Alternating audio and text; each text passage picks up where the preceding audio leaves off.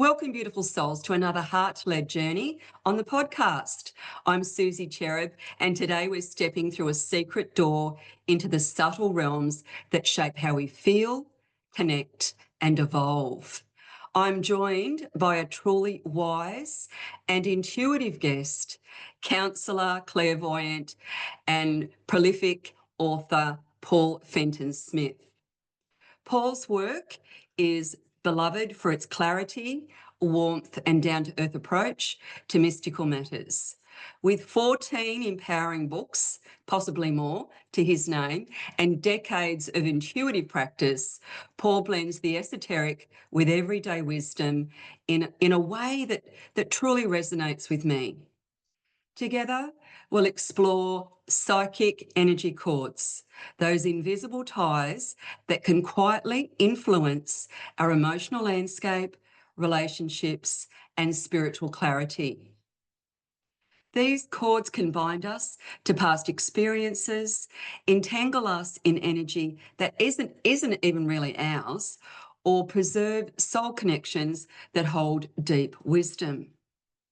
In this episode, Paul and I dive into how to recognise, release, and protect your energetic field through gentle, transformative practices. Whether you're on a healing path, developing your own intuitive gifts, or simply curious about unseen influences, this conversation opens the gateway to insight, lightness, and energetic sovereignty. Let's begin. Hi, Paul. Hi, Suzy. Thanks for How you having me. going? I'm well, thanks. Oh, good. So excited to have you on today. Me too. I'm glad to be here. Yeah. Okay, so let's delve deep into these questions. The Okay. first question I have for you, Paul. Your journey as a clairvoyant began with a palmistry course at 17. What surprised you most about that awakening? Okay, well, it was strange because a friend rang me and said, look, I've booked you into a palmistry course. It's 12 weeks, Tuesday night, 7 till 9. I'll pick you up. And I thought, oh, all right, what's palmistry, And by the time she got to the second day, the second night of teaching, she's talking about thumbs. Mine's a flexible thumb, so you can see there, it can bend right back, Oh, I And, can. and when she described this, I thought, wait a minute, that is me. And so I thought, I'm going to go back to the notes. And then I started buying palmistry books and I just couldn't stop. It's just one of these, it's like, to me, it's like psychology in that it can, like, you see those personality quizzes and that sort of thing to identify people's strengths and weaknesses.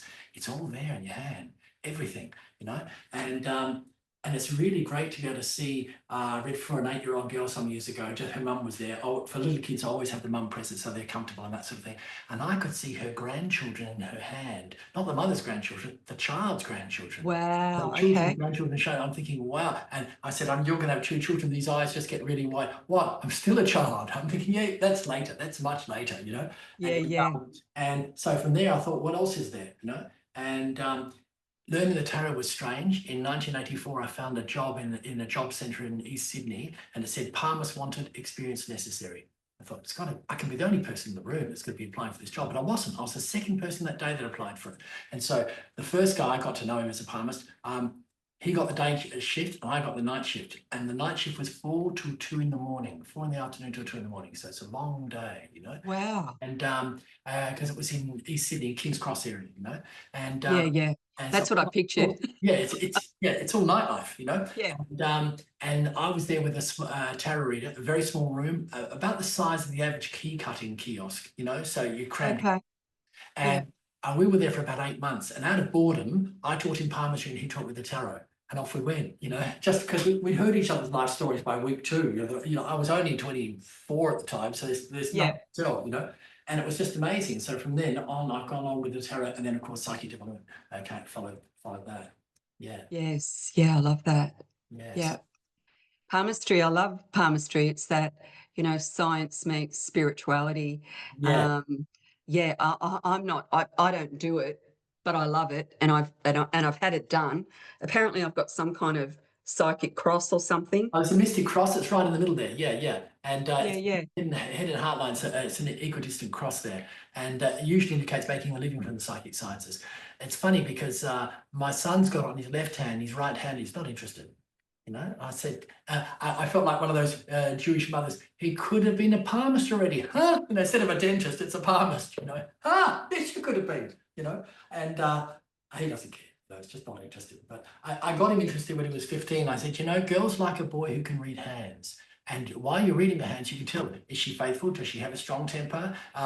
Is she independent? He's thinking, Dad, where is that book? Where's that book? He's asking him, you know, he forgot again. They did it for a short while and walked away from it again. No, but That's so useful. it's the book of somebody's life, and you don't even need to have the hands there. I'm doing a lot on screen these days. COVID Yeah, okay. gets me into that, you know. And so people send me photographs, and the good thing with the images is you can blow them up really large and look into the lines very deeply. Oh, and get the really intricate lines, and Yeah. it's like a blueprint of the soul or something, isn't it?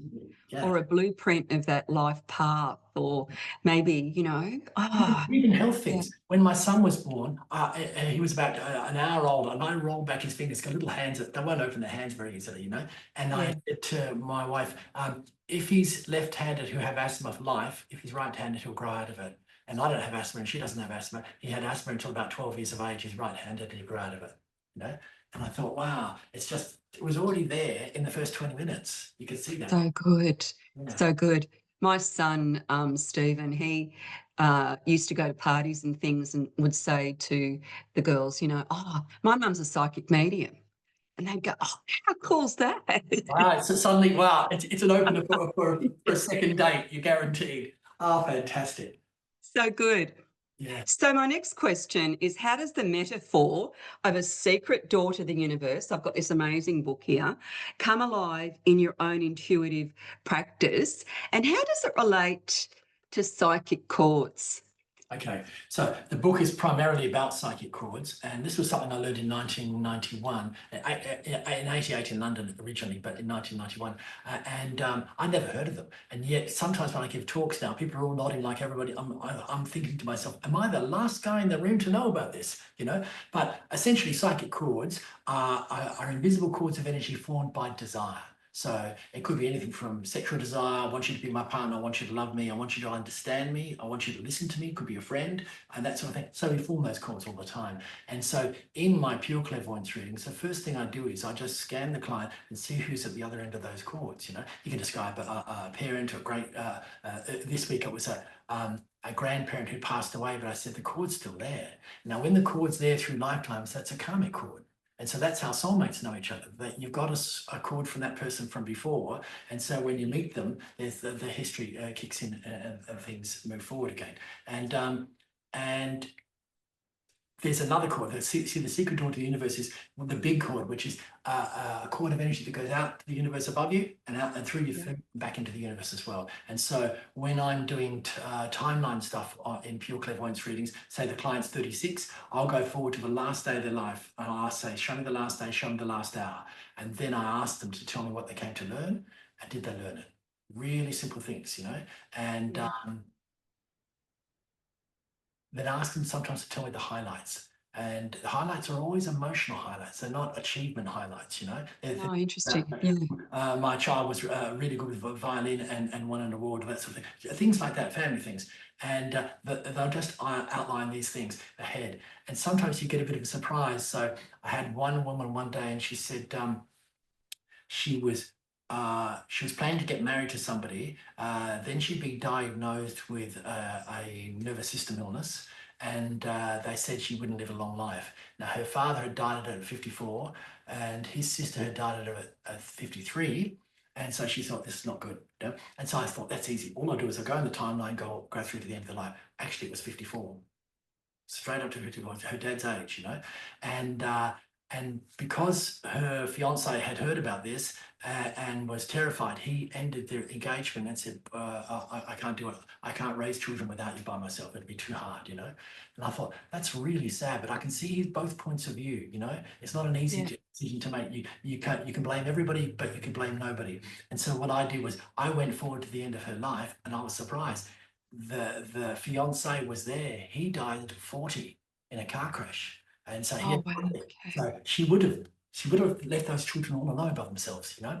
And so and then when I got there to the end, I thought, this is a bit of a surprise, because there are 3 husbands waiting here. There's the fiance, and there's two other people, waiting for her, and she'd be married to the other two people. And I'm thinking, how do I tell her this? That she's got a very full life ahead of her, but maybe. So I put it tactfully. I said, look, you have two opportunities to marry. It's up to you if you want to. And it's nice to know that the waiter's going to bring the menu back. It's all in the delivery, isn't it, Paul? Yeah, it is. It is. And so, and so those chords now.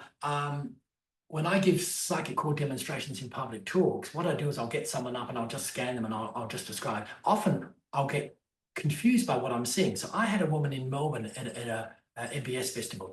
So it's about 100 people in the room, and she was from Africa. That blue-black skin that glints in the sun looked incredible. I just looked, everybody looks like a model in that skin. I'm envious of that skin because I'm always getting skin cancer treatments, So she stands up and I'm thinking, this can't be right. She has a cord from the belly area, which is normally where mothers have cords for their children. So if you see that, you'll know. And sometimes I'll see 3 cords, and one of them is grey, the other 2 are white. The grey one suggests that either a child that didn't live or a child, a pregnancy that wasn't full term, And sometimes you can say that, sometimes you can't. And I said, I've got this little boy. He's very fair skin, blue eyes, white blonde hair. He cannot be related to this woman, even though he's, not even half related to her because of the purity of the colours and that sort of thing, And she looked at me and she smiled and said, I'm a carer of 2 children. The girl's lovely, but that boy, he's very special. And at that point, the whole room's leaning in. How the hell did you get from there to there? And so when I'm confused, I just tell the client, and the client usually says, I've got it, it's this. Wow, right, yeah. And sometimes I don't get it straight away. They'll come back to me and tell me, but at that point, I've usually forgotten the reading. You have to forget. Oh, yeah, I don't forget people, but I do forget readings and details, and because, we often read, we have those clients that come back again and again. Oh yeah, you remember those, but I have a policy of forgetting it at the end of the session, because if you're going straight into another session, you can't bring anything with you, That's right. Needs to be clear. Yeah, but sometimes I confidential. wonder if I've gone too far. I asked the lady earlier this year, have I read for you before? She said yes, 3 weeks ago. So she had a palm reading. She came out for a tarot reading, you see, and I thought, okay, that's very effective for getting, because I really, it's one of those things. But so we have cords to other people, and those cords connect us. When a relationship's over, it's really good to be able to disconnect that cord. Yes. It's been very hard to disconnect if you've got karma that's unresolved. So for instance, if you've got a child together, that's a karma that you have to play out, and so it can be hard to cut that cord. It'll always be there, and that's why it's hard to lie to your mum. She made you. She's got a cord to you, and so you try and get away with something. You're having a cigarette on the way home from school. She's waiting. She's waiting, and she's looking at you as you walk through the door. Anything you need to tell me today? Yeah, that sort of thing. Yeah. So psychic energy cords actually feel like, though, Paul? Okay. It depends. I've had clients say I get a lot of headaches when so-and-so's thinking about me, when they're taking on that cord. Right. Otherwise, if you had a very strong cord to someone, they can make you fuzzy-headed if it's in the head. So essentially, mostly the cords are into chakras of the body. And they'll cord you for your strength, or they'll cord you for your weakness. So, for instance, you wearing your hair back, and I'm the same, from the forehead, usually indicates a strong chakra. This brow chakra is strong, which means you like to understand things. How does it work? Why does it work that way? Why not this way?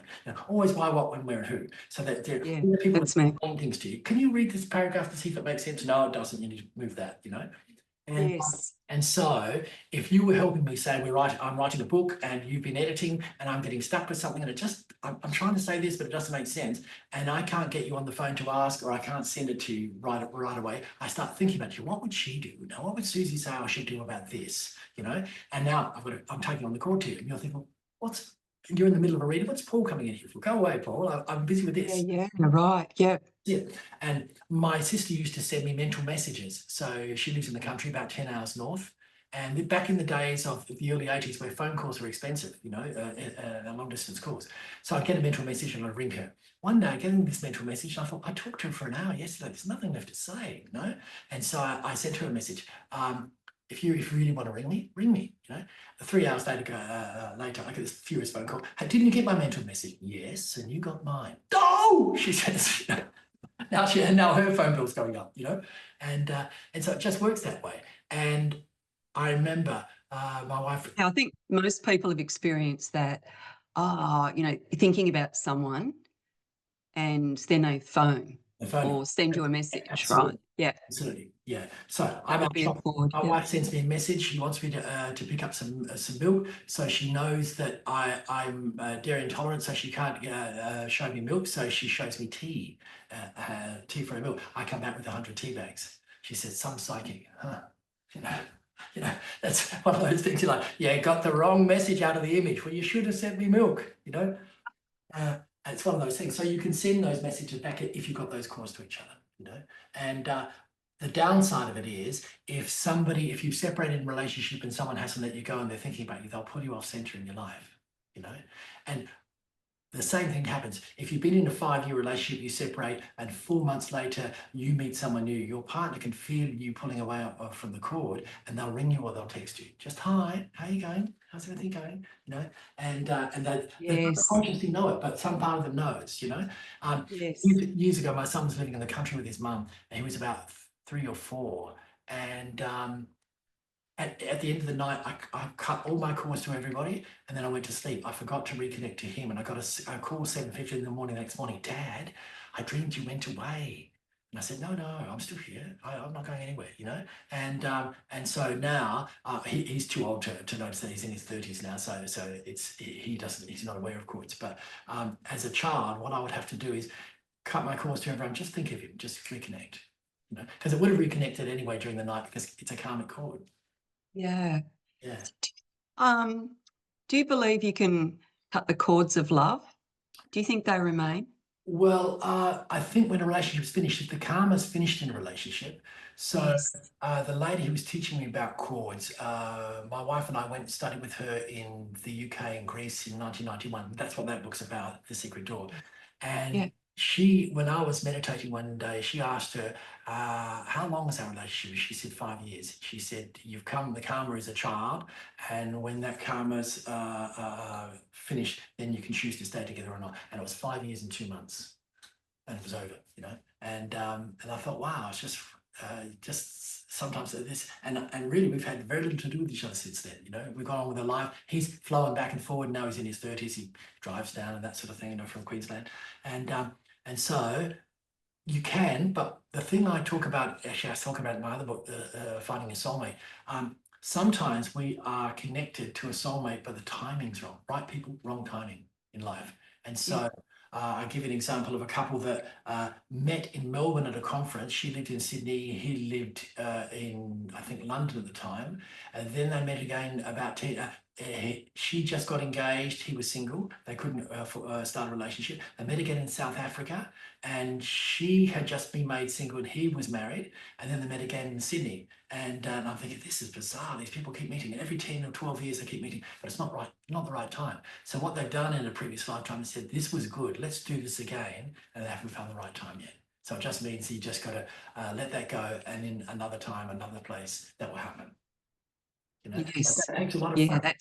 that's a bit of a common theme with a lot of my clients. Yeah, and it's a hard thing because you got to look Yes, at a very big picture. You're not looking at a thread in the fabric, you know. that's right. You have to trust. And the truth of it is, I think, in terms of soulmates can be friends, they can be brothers and sisters, they can be parents and children. My son and I have been together before, and I remember when I first held in that first 20 minutes, I was thinking, where do I know you from? This is going to be good. Wherever it was good before, it's going to be good again. Yeah, And yeah. then a few nights later, I meditated and found us both in England in around 1912, two old men stoking a fire, talking to each other, old friends, you know. I thought, we're back. And all of his life when he was small, he would always treat me like, "You're not my father, I'm going to be as big as you, and we should be equal," you know.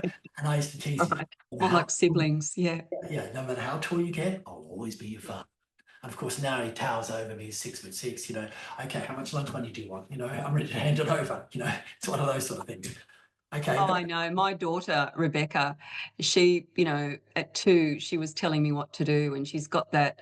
Now she's a spiritual business coach, so she gets to do that for a living. But, yeah, we've definitely had a past life together so you were where one of she's her been early my clients. mother and You I've were, been her daughter. oh, okay. Yeah, that's what it is. You were one of her early clients for practicing to do what she's doing now. That's good. That's right. Yeah, that's good. Yeah. So, with so many clients over the years, can you share a story where dissolving a psychic cord made a real shift, a tangible difference, yeah? Okay. When I learned about them the first time in 87, I was doing a course, and the guy took us into meditation, about 50 people in the room. He said, okay, I want you to go back and find someone you need to let go of. And everybody's got, like, you think, oh, I can't think of anyone. There's a whole long queue standing in front of you. All right, okay. Orderly line, please. Orderly line. Settle down at the back, and you're ready. And I picked a former partner. I thought, it's time. Like, it's been a long time now. Let's let everything go now. It's no point holding on to any of this. And what we were to do was find a way to cut a cord that connected us to them. It's a rudimentary way of doing it. The way I do it now is I do it with white light and in a whirlwind. It's a bit more complicated, but it's much more effective. And I did read about that. yeah. Is that in the book? Yeah, it is. So, And yeah. so when you cut cords to people who are not ready to let go of you, they'll contact you again, And so Yes. Christine, who taught me these things in London in 91, we would spend 3 or 4 hours together sipping tea and nibbling biscuits and talking about the theory of it. And then we'd have a meditation.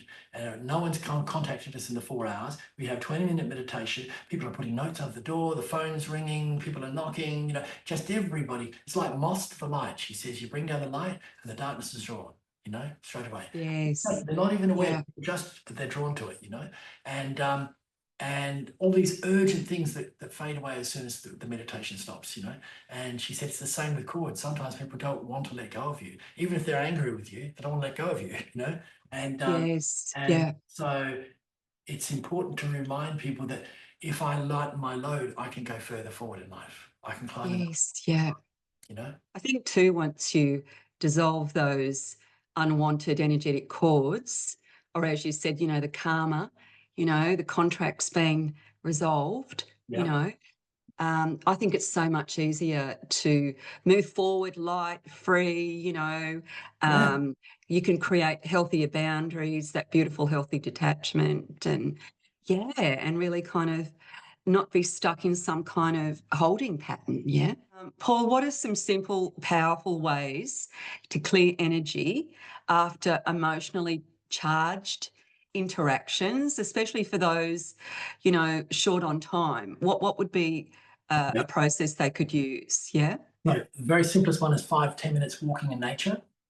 Okay, if you've got deeper emotional cords and or a lot of emotional baggage at that time, a swim in the ocean. It's really good. A salt water absorbs a lot of that negative energy very quickly. And if you can't do it through the ocean, I do it with salt baths at the end of the day. So I get natural sea salt. In fact, most cooking salt in Australia is natural sea salt. And you put in a cup or two of that. The only thing is you have to remember the bath will be very slippery when you get in. Off you go, and you get in up to your chin. So you bring yourself down to get that throat chakra in there as well if you can. But the oceans, you're trying to replicate the ocean through the salt bath, but actually the ocean is the best because your head's under the water and there's so much water to absorb it. And I remember Christine used to say to me, when you travel overseas, over water, a lot of the everyday cords are cut. And that's why people feel so free when they're on holidays. Interesting. Yeah, that makes sense. Yeah. Now, the karmic cords won't be cut, and very well embedded cords that have been there a long time. So if it was a parent you've looked after for 5 or 10 years or a sibling that's not well, so the heavier cords, they're not so easy to shift, but you can still do that, And I think nature, I think cleansing through the ocean, meditation is a really good one. In the book, I had to design a simple way. It's actually in the intuition book. I had a flight attendant that said, "Look, I'm never in the same place for 3 days at a time." Yes, And so she said, "I need something that's portable." And she said, "Even the room, I've got to be able to cleanse the room before I can meditate because I'm always in a hotel room." I said, "Okay." And so what we came up with was, she said, most of the hotel rooms she's in do not have baths, so you can't have a salt bath. I said, you could carry some salt with you and you could put it into a bowl of water and splash yourself with the salt, or you could mix it with oil, put the oil and the salt all over your body and wash it off. But the best way would be to do it through meditation. And so what she ended up doing was taking a guided meditation with her, putting on her earbuds, cleansing herself, cleansing the room, and then feeling settled where she was. It would be hard because you're always cleansing a place every time you get there, Yes. And I know, like, for me, the ocean, nature, a beautiful, you know, salt scented bath. If you don't have a bath, you can always do a foot soak. If you Yeah, don't have a, you know, you can do a, as you said, a face wash. You yeah. can even get a beautiful big sea sponge and get some really beautiful aromatherapy, you know, salt scrub or something, you know. There's always a way, isn't there? Yeah. Yeah. And then the fundamental way is through light. So I bring down Yes. lots of light, I send it out in the whirlwind, and I can make the whirlwind. I usually make the whirlwind 1.5 meters wide, 20 meters high, 20 meters down. So you're clearing under the ground, and I go around the whole house. I go around the house, go around the property. So Yeah. when clients come to my home office, it's a clean space. It's a neutral space. And they'd feel it, wouldn't they? Oh yeah, Do they they do. sense it? Yeah, Yeah. yeah. Sometimes people come in and just go, oh, you know, and then you think, they've noticed it, you know. And sometimes I've had students say, it feels so bright in here, you know. And we do have a lot of lights, but that's not the brightness I think she meant. You know, she could just feel Yeah, like, it's an energetic brightness, yes, isn't it? yeah, yeah, Exactly. yeah. And so when you're doing those sort of meditations, you have to close the door, because if you've got a cat, cats know where the light is and they go straight for it. Oh, that's right. I'm going to be all over you. Suddenly I'm your best friend, you know, because you're in the light, you know, and they're going to So be, do sausage dogs, Paul. oh, do they, do they? And you to dog, oh, that looks good. I'll be over there, you know. It's good, yeah. So these are a lot of things that your grandmother would have told you. So if you're cleansing a house, you open the windows as often as you can. If you're going to be, when I first move in, I tend to wash down the floors and the walls with an cloudy ammonia solution. So it's like 10% cloudy ammonia and then hot water, and it Yeah. just, the spirit, it lifts the energy of the room. And Oh, yes. yeah, it's Yeah. really good. Yeah. Oh, really good. Yeah. So I'm wondering, are there common signs like feeling fatigued or emotional heaviness that suggest it's Yeah. time Yeah. for a cord Well, yeah, yeah. healing? So, for instance, if I'm working with a client, so I work with these two chakras a lot. This one will tighten up. So I had a client the other day, and as soon as she asked about a subject, as soon as I started talking, I needed a lozenge and a second lozenge. I think, this is not me, this is you. And Yes. so I thought, I've got to protect myself more. And it was interesting because it was an issue with a sister. She asked a question. I choked up. We moved on to other things. Everything was fine again. And at the end, she just said, coming back to my sister. Straight away, I could feel it again. I thought, so this is Yes. saying there's I things get you want that. to, yeah, yeah, Yeah. some things you want to tell your sister. I'd say write them out. You don't have to tell her, write them out, write her a letter and then burn it. Just let it go. You know, because in the end, it's shortening your life. It's shortening your opportunity here to get on with what you came to do. Because Yes. because so many people are, and I'm not reading for a normal cross section of the public, because when people come to see me, they've got an issue, they've got a question, they've got a problem sometimes, you know. And so, but finding your purpose, finding what you've come to do, it's so easy to get lost from that. And a cord can do that. One cord of somebody who's holding on to you your whole life could pull you away from your direction. And the analogy I use for this is, if I'm driving from Sydney to Melbourne and I take just one wrong turn, I could end up in Canberra. If I take another wrong turn at Adelaide, wait a minute, I wasn't heading to Perth. What am I doing here? Now I'm Yes. 6,000 miles away from where I plan to be, you know? And Yes. yeah, and so the small changes end up being big changes. You know, Yeah. because they Yeah. lead you away. The compass is off, you know?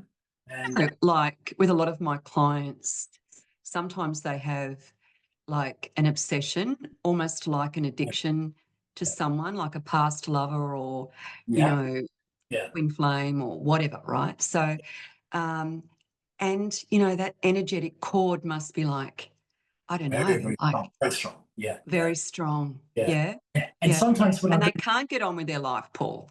They can't, they're totally distracted by it. yeah, Yeah.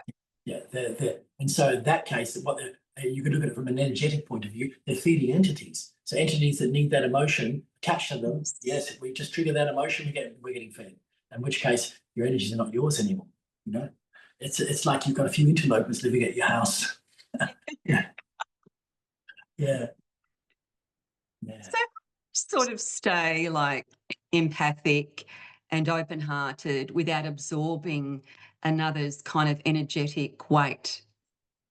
Yeah, so to do that, you need to be able to close your energy field down, pull it in close to you. And when I'm teaching this, it's one of the things I teach in psychic development courses. So there's always one person in the room, and it's usually a woman. Her energy's wide open, And so I've got a video of it. It's on YouTube. The video is about a woman called Diane. And so we're doing exercises now. What can you sense? I can sense Diane. Diane, where your energy's out again, And so the whole 3 Sundays, people keep saying, Diane, pull your energy back in. And she was outside in another section of the garden doing an exercise with somebody, and people could still feel it, And so when you naturally put your energy field in, there's 2 ways you do it, 2 times you do it. First is you go for dinner with some friends in a cafe. It's a late summer's evening. It's perfect evening. And then you walk outside, say goodbye, and you walk straight through a big spider's web. So what do? You put your energy straight in because the spider's on me. It's going to be big. It's going to be angry. I've just wrecked his house, and your energy is bang straight back in your body. Okay. The second time you do this is when you see an ex that you owe money to, or just won't leave you alone, is obsessive and compulsive, and they're walking through the crowd, or you put your energy straight in and you can walk past them and they won't see you. Yes. Yeah. Yeah. Or, for some people, it's when they see someone they owe money to, and they're going to ask for that 100, and I haven't got it, And I'm doing something that I've just bought, and they're wondering. Energy's amazing, isn't it? Yeah. So it's a case of pulling it in. And so I train them how to do it. We do energy exercises. And for that, you can't do it on screen. You actually have to do it in the room. So that people, and I can tell when I'm stepping into the energy field. And so I'll walk towards them from a distance, very slowly, one step, like that, And they have to tell me when they can feel me in their energy field. And usually I'm way past it. I'm 3 steps past it. But they say I get to the second energy field, and I'm going to get to the third one. And I've even got almost nose to nose with people that are not in their body, not aware. And so then I get them to do the same thing with eyes closed. I say, now I'm going to start walking, and they'll stop at the same place. Yes. And usually I'll be walking towards them, and I'll turn to the room and say, that's the first, I'm through the first range of energy. And now I'm through the second, and now they've stopped me, And so it's just incredible. And they try it out with themselves all over the house and outside in the garden and that sort of thing. And then they're just amazed at how they stop you at the same point, eyes open or closed, because it's all about feeling, I used to do a similar thing. I taught Reiki, and I taught that we'd have like half the class in one room, the other half of the class in another room, and one side would send energy to the other side, and when they felt it, they'd put their hand up. Yeah. And even the couple of skeptics in the group would go, "Oh my goodness, what was that?" So it must you can that's the time puff your feathers out or bring your feathers in. Your aura, puff your aura out or bring your aura in. Yeah. I'd love to see the photo of these people all in this room with hands up. It'd be fantastic. It's so good. And it's such a great exercise, because once you can really sense energy, once you realise that you have the power over your own energy field, it's incredibly empowering, I think. Yeah. Often those people in the class that have a wide open energy field has been forced open in childhood, so they can't close it easily, And they're the people who get very drained in shopping centres, very drained. They're hypersensitive to everyone else's emotions. It doesn't help. It doesn't help to do that, Yes. I say to them, if you're a clairvoyant, you're not working now. Right. Put it in. You can tune in and tune out at will. Yeah, and you have to exactly. Because otherwise you just get exhausted. You can't go anywhere. I'm glad you teach that. I teach that too. Yeah. You don't have to be on all of the time. No. And in fact, it's a sign of a beginner. Beginners are saying, I'm sensing something about you. I want to tell you something. No. I tell people for a long time, I told them I sold insurance, because that way, if they wanted to continue the conversation, well, you can never have too much life insurance, can you? And I thought one day I'm going to go to a party, have a couple of glasses or something, and I'll sell somebody, and I'll take some insurance, and I'll take a deposit. I've never been an insurance salesperson, And then the reverse happened about 3 years ago. We were at a party. A friend of my wife's had done a big renovation of their house, and so they're having like a housewarming, and about 50 or 60 people there. And we were talking to a gay couple of these women were chatting to us. Lively, colourful, passionate, enthusiastic. I thought, these people are really good. We were laughing and talking, really engaged. And finally she said to me, what do you do for a living? I thought, well, I'll just tell her. I said, I'm a clairvoyant. And she fell on the floor laughing. She got herself up and said, you should do stand-up. No, really, you should do stand-up. You didn't blink. You came straight in with it. You looked absolutely sincere when you said it. She said, that was the funniest thing you've said all night. And my wife said, he is. And within 30 seconds, oh, I've got to shut my drink up, gone, bang, they disappeared into the room. I never saw them again. I thought, wow, you think people, I made an assumption that was incorrect. I thought, these are broad-minded people. We've had a great laugh, that we share a great sense of humour, but just that prejudice came up and they're gone. And so I just tell them the other thing I do, I'm a counsellor.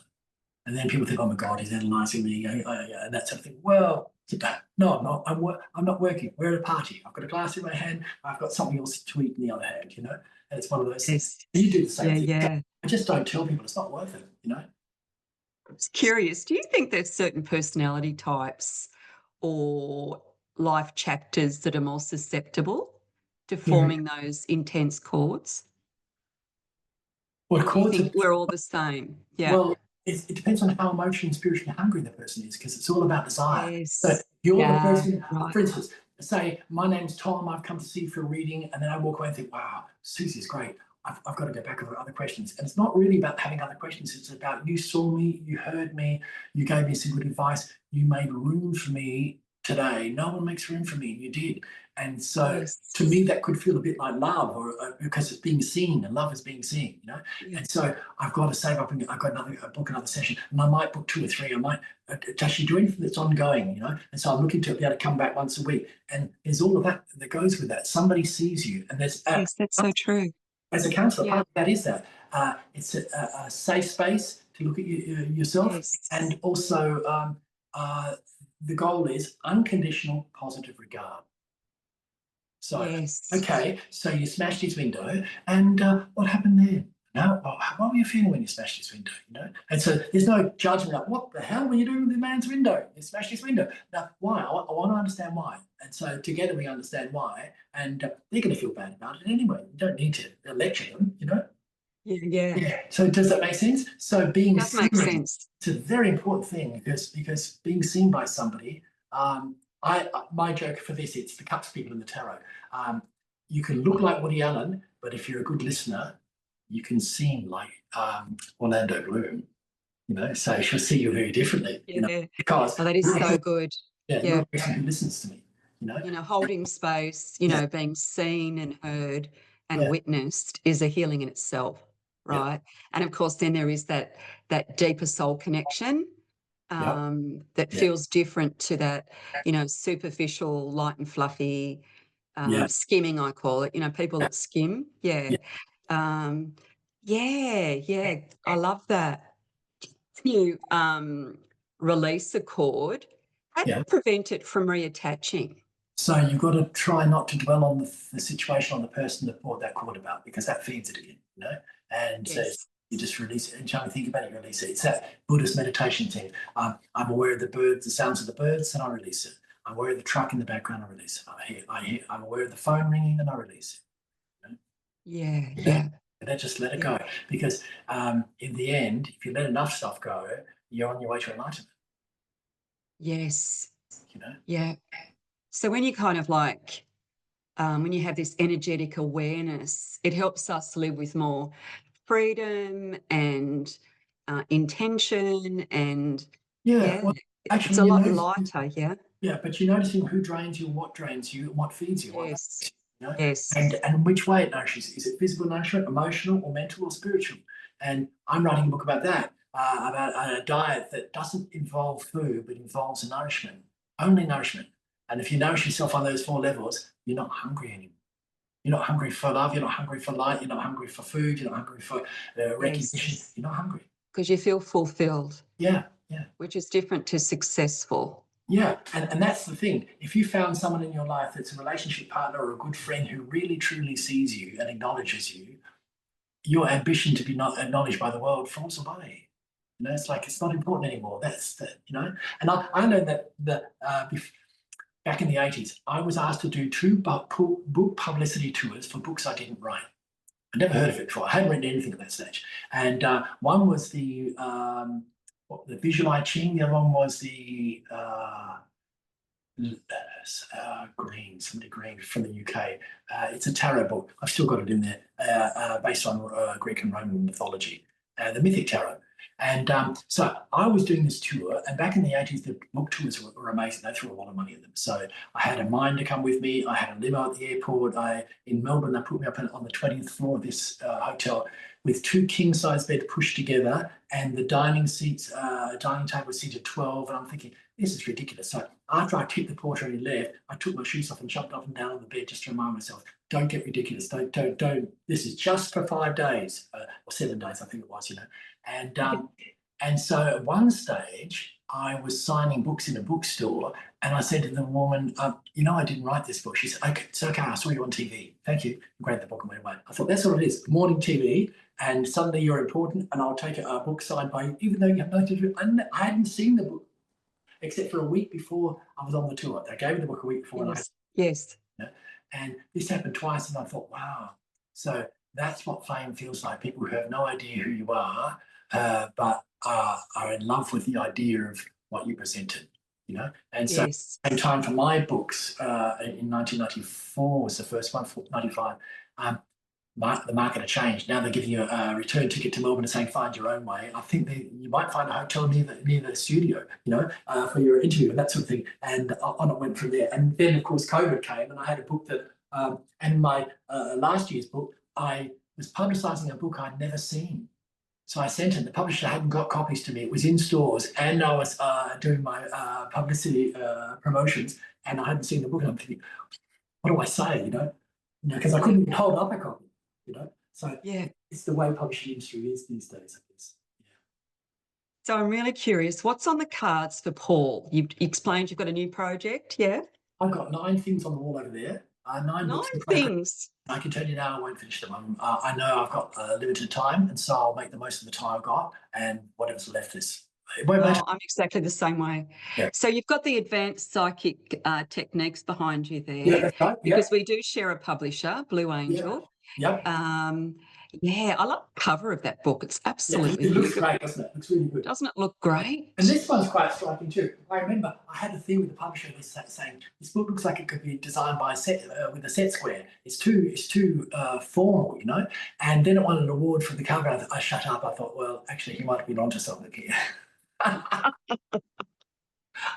Yeah. So I'm about to hand one over. Which is an intuitive diary. I'm working on an astrology book. I wrote an astrology book in the 90s. I've doubled the size of it. I rearranged the whole thing. It's going to be a really big book. And so that will probably be for next year. I'm working on the spiritual nourishment diet, which is the one we talked about a little bit earlier there. And I said I wouldn't write any more tarot books, but I just have an idea for one that no one's done. And I think I can't leave it alone. I hate it when you can't leave something alone,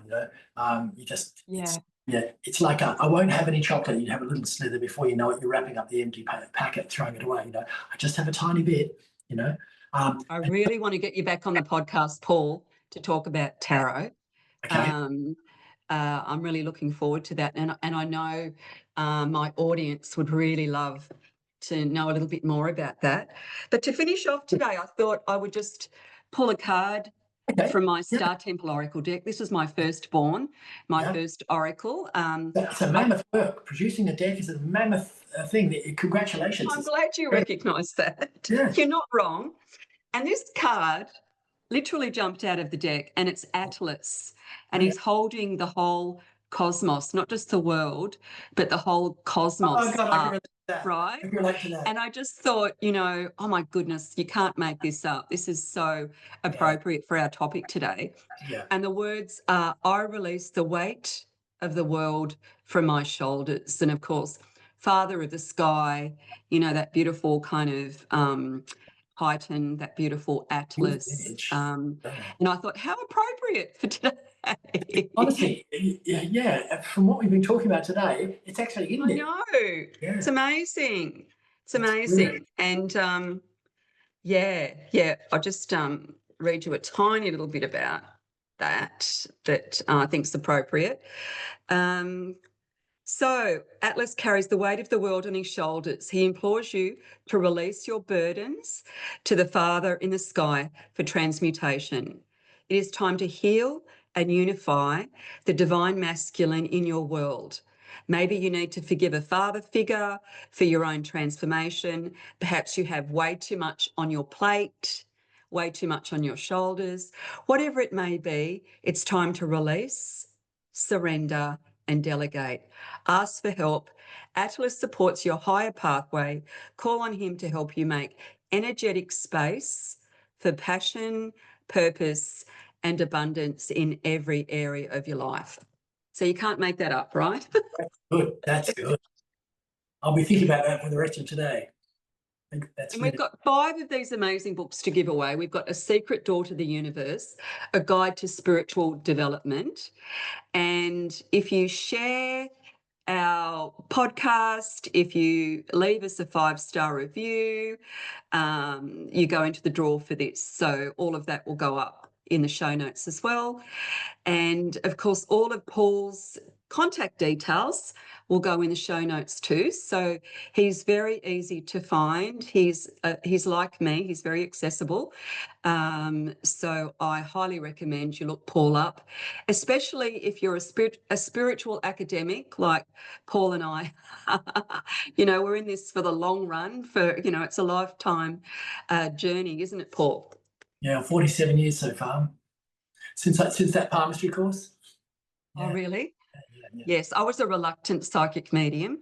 I didn't really kind of do my psychic work full time until I was about 40. But of course I was, doing other things prior to that. But it's it's You'd good be though. surprised though. There's no going back. Yeah. You'd be surprised how many of those other things would have helped you with this. Yeah, You know, that's it.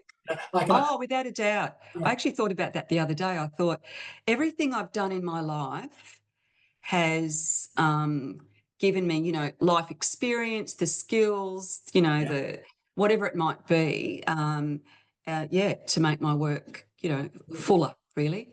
Yeah. that's good. Beautiful. Thanks, Suzy. Okay, thank you so much. Looking forward to getting you back on. Love it. Thank you. And I really appreciate you coming on Ask the Oracle today. Thank Thanks, you. Paul. Thanks. Bye.